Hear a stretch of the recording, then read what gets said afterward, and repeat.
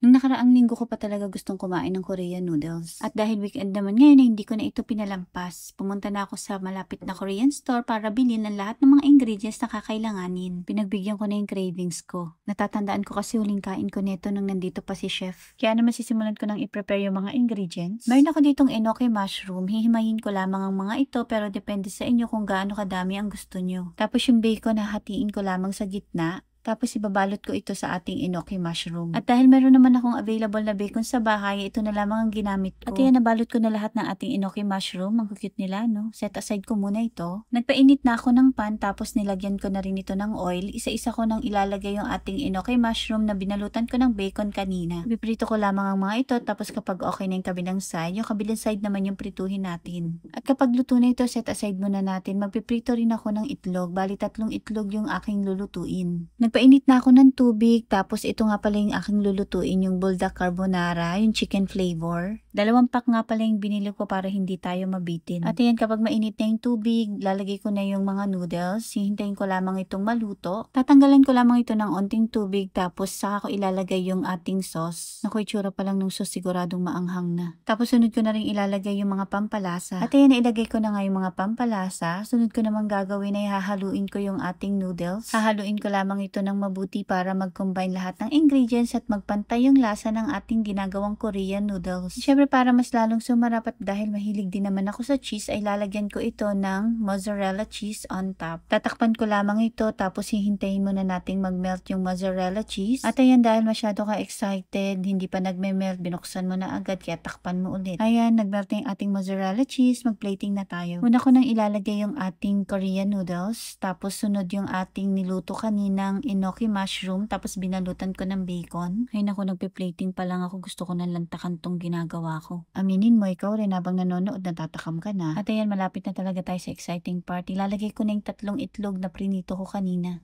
At ayan, tapos na. Ano pang hinihintay ko? Syempre, kakainin ko na to. Shoutout po kay Ma'am Conching Abargos from Bulacan, Maricel Santos from Tarlac, Ali Familara from Oriental Mindoro, Zia Zian II from Basilan, Maria Tovera from Nueva Ecija, and Ma'am Mel Rosrada de Guzman from Iloilo.